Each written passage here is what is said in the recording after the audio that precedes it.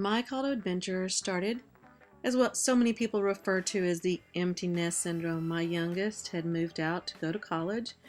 My middle child had already graduated college, and my oldest had already graduated, and I have grandbabies, and I was sitting in a place in my life not having a clue who I was or what I wanted to do with my life.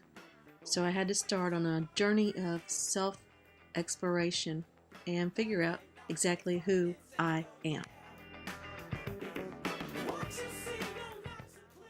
My supernatural aid was the voice of God, or a message from God, I should say. I just was sitting on my sofa, contemplating, and I had been really soul-searching and wanting to know what I was supposed to be doing with my life. And I got a message that I was moving.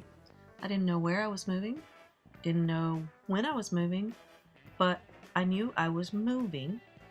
So as I listened to the voice and was told to go outside and around the corner, and there would be some boxes for me.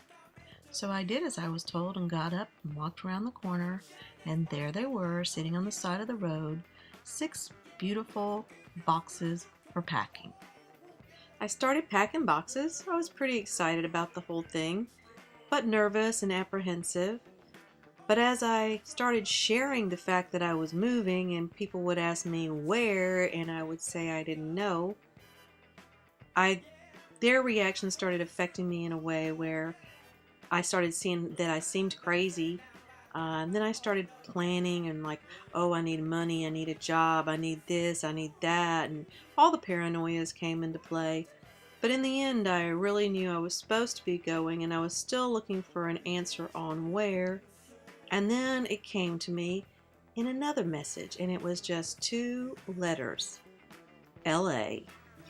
Now the thing about the LA message was that my daughter had just moved to LA, and I did not want to invade her space or go to where she was on her new adventure. So even though I was clearly getting the message LA, I chose to look for somewhere else to go.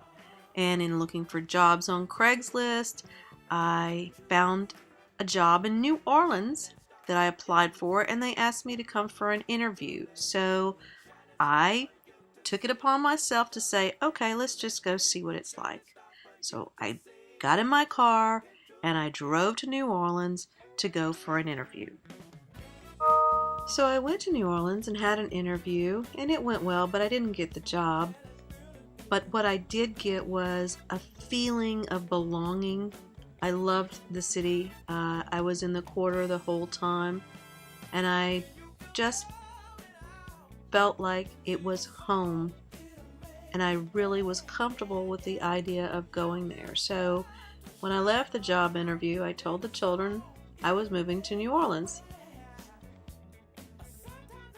While I was in New Orleans, just one night for the interview, I stayed on Bourbon Street, and I got lost and ended up in a different kind of area. I was a little scared, but as I looked around and saw the different homes, I thought, wouldn't it be so cool if I came here and I could live in one of these kind of places?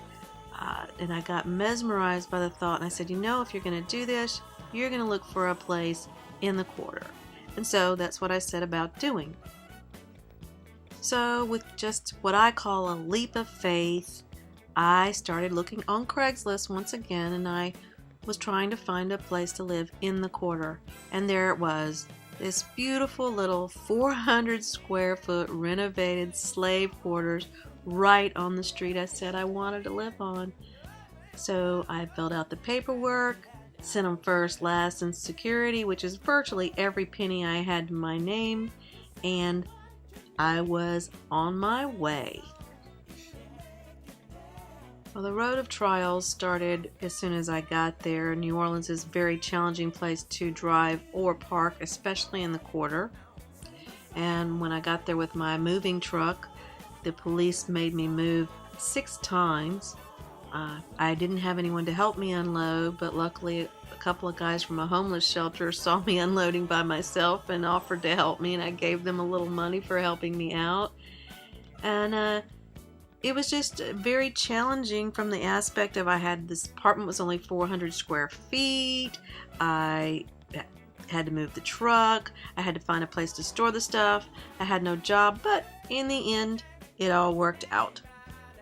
The ultimate boon came quickly because I actually got asked to start working for my landlady as soon as I wasn't even finished unloading the truck. And then when I flew back to Florida to get my car, I got a call for an interview. So the quest to get there to find employment and a place to live was immediately fulfilled.